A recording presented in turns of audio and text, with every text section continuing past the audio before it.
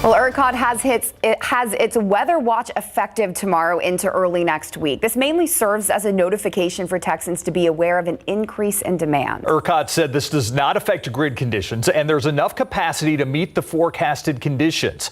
As Sarah Costa shows us, there's a way for you to track it all. ERCOT is asking Texans to monitor grid condition updates through their website. So their website shows a snapshot of current conditions in the ERCOT system. So basically, you see this grid here.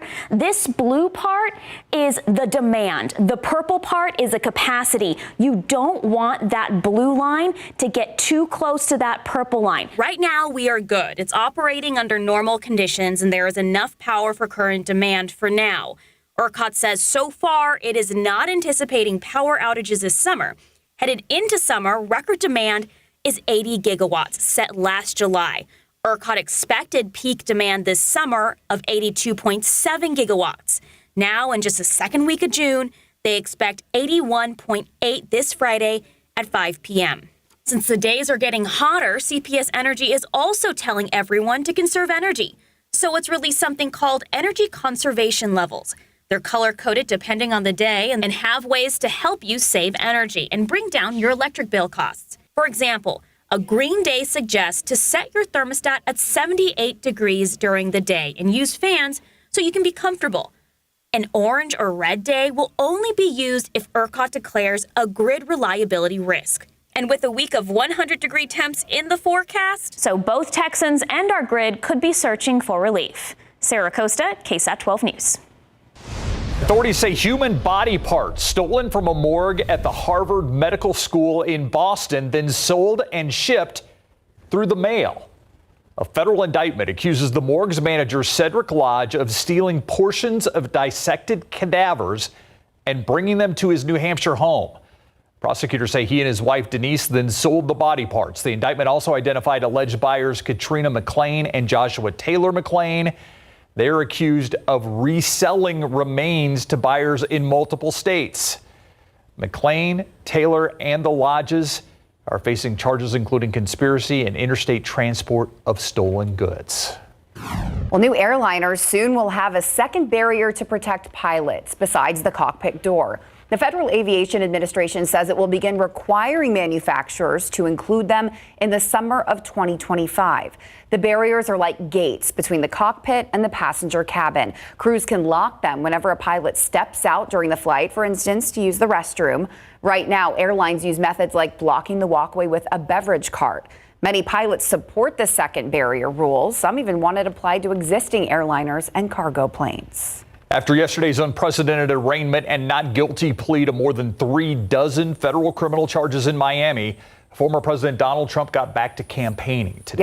Yep. ABC's Lindsay Watts reports that Trump's political opponents, after first defending him and blasting the Justice Department, are now becoming more critical after reading the indictment. They will fail and we will win bigger and better than ever before. Twice impeached and now twice indicted, Donald Trump was upbeat and defiant after pleading not guilty to 37 federal charges. The former president rallying supporters at his Bedminster, New Jersey golf club, once again declaring his innocence and threatening to prosecute President Biden if he is elected. I will never be moving. Hours earlier, Trump was arrested and fingerprinted before his court appearance. The former president never spoke in court, seeming to understand the gravity of the charges he's facing. Prosecutors allege Trump illegally kept classified documents, including some of the nation's most sensitive nuclear weapons and national defense secrets, at his Mar-a-Lago club. They also say Trump didn't fully comply with a subpoena, then repeatedly tried to obstruct the FBI's efforts to retrieve the documents, even allegedly suggesting that his attorney hide or destroy documents. Attorney General Merrick Garland speaking about the indictment for the first time. My role is completely consistent with the regulations that set forth the responsibilities of the Attorney General under the special counsel regulations. Most of Trump's opponents for the Republican nomination initially defended him and blasted the DOJ, despite not having read the indictment. Now that they have, their statements are more critical. If this indictment is true, if what it says is actually the case, President Trump was incredibly reckless with our national security. The handling of classified materials is a very serious matter, and this indictment contains serious charges. and I cannot defend what is alleged. At the end of the day, though, I can't believe that politics didn't play some role here. A Reuters Ipsos poll shows more than 2 in 5 Republicans still support Trump for the nomination, and 3/4 say the criminal charges will have no impact or make it even more likely they'll support him. Lindsay Watts, ABC News, Washington. Coming up, the Federal Reserve deciding not to raise interest rates for the month of June. What this means and how it's going to affect your money. Next.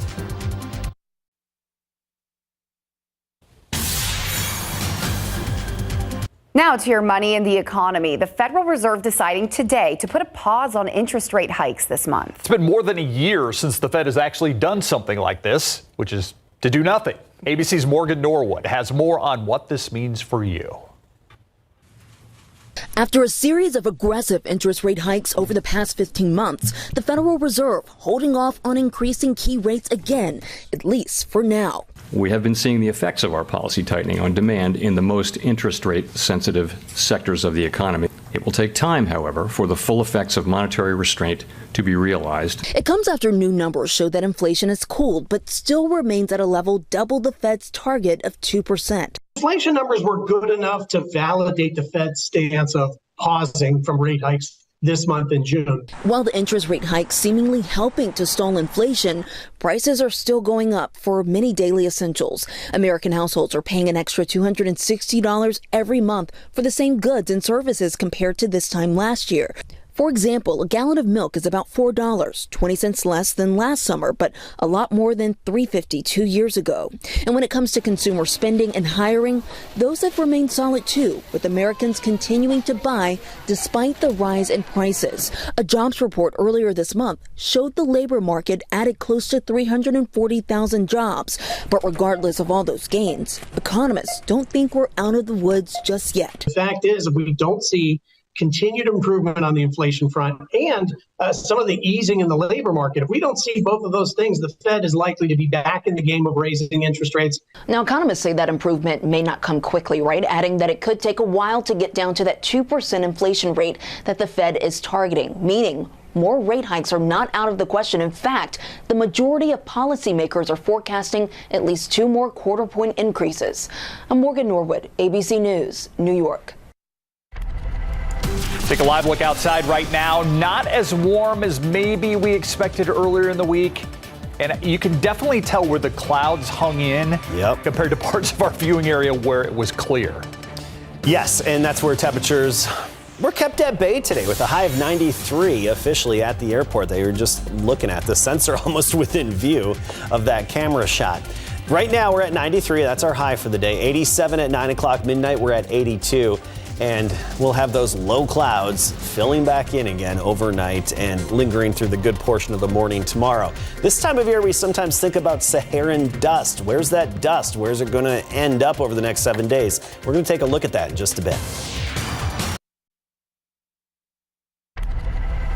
In your news recap, the man who died after falling into a manhole at a construction site has now been identified. The medical examiner says he is 51-year-old Sean Jimmy Pedregon. He died while installing the manhole on Rogers Road. Police say he died at that scene. The medical examiner also identifying the person killed at a laundromat overnight. Police say 47-year-old Jermaine Watson shot after confronting 2 men at an Easy Wash on Gardendale. Suspects have not been found yet.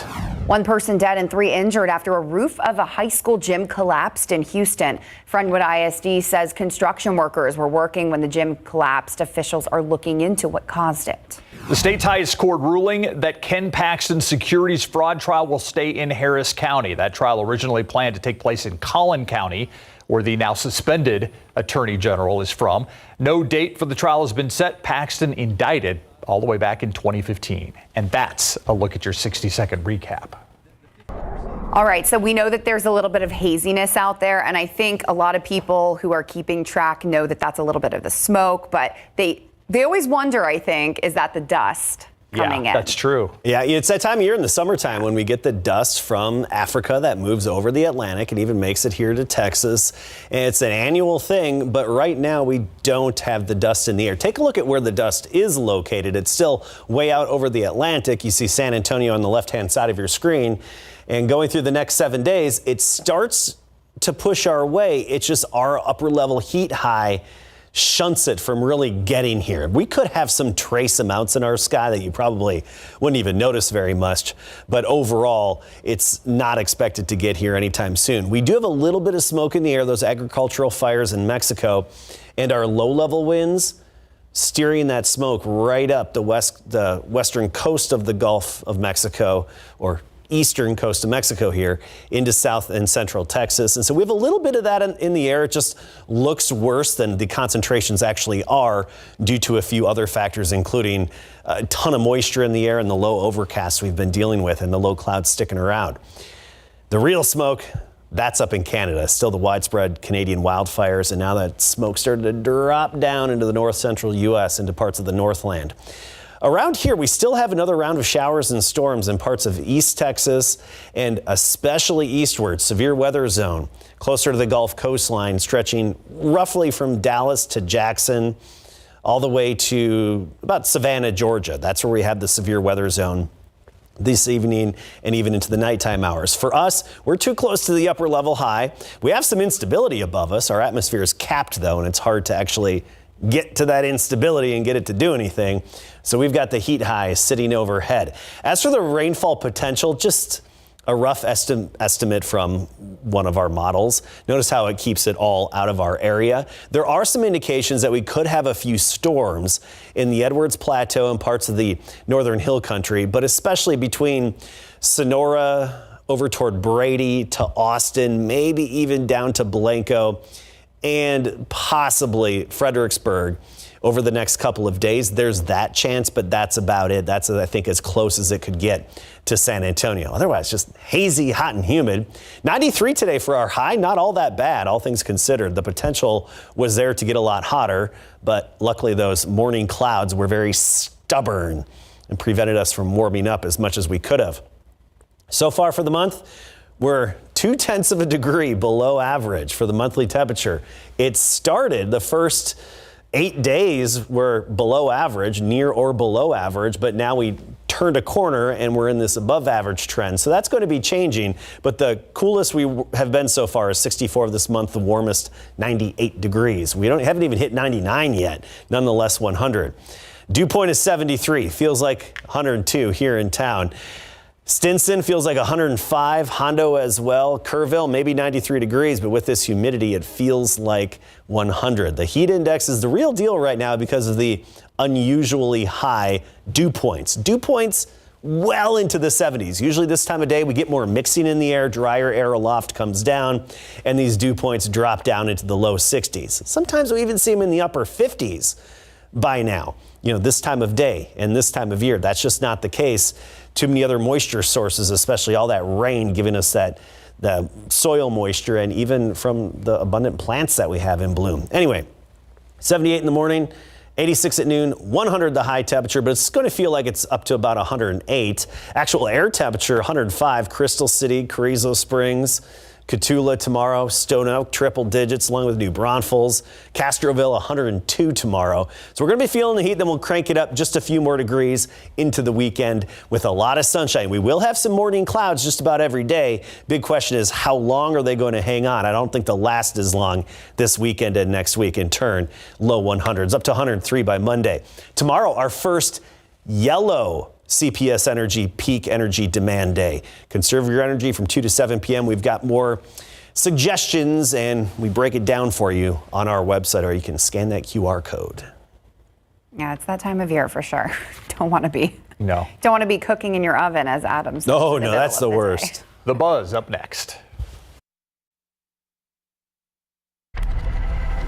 To the Buzz now, and the hottest in summer footwear is here. And it's brought to us by Crocs and Taco Bell. The brands have joined forces to bring the first ever, they call these mellow slides. Okay. Maybe like instead of a run to the border, it's a brisk walk. The brisk walk. The shoes sport Taco Bell's iconic logo. The Taco Bell Crocs will go on sale June 28th, exclusively on Crocs.com. They cost $60. Wow, I feel like that's a lot, Yeah. but this isn't this isn't the fast food giant's first step into the retail space. In 2019, Taco Bell opened up a hotel gift shop in its pop-up Palm Springs hotel selling swimwear, sunglasses, and the thing I never knew I needed until right now, a life-size sauce packet pool float. Yeah, I think our producer put it best, though, when he called these Croco Bells. Croco Bells. Yeah, there you go. Now I kind of want them.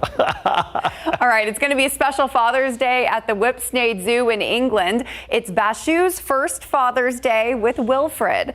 Zookeepers snap this tender moment of the father and son reticulated giraffes. Yeah, Bashu and the 7-month-old calf enjoy some leafy greens during the hot summer day. Wilf, as he's affectionately known, is already 8 feet 8 inches tall, just a baby. Still growing, a lot of growing left to do, especially if he wants to reach his dad, who's 16 feet tall. 16 feet. Yeah. Wow. We'll be right back. All right, let's look at your KSAT 12-hour forecast tomorrow. We start the day again with the low clouds early. By noon, we'll start to see the sun. 78 degrees at sunrise, noon 86. Right up near 100 for the high temperature. We'll get there around 4 or 5 p.m. But it's going to feel like it's in excess of 100, even up to 107, 108 heat index, even warmer than that south and east of town. And then we just tack on a few more degrees in the days ahead. It's summer. Here we go. Yeah, here we go. Thanks so much for watching the news at 6. See you on the Night Beat.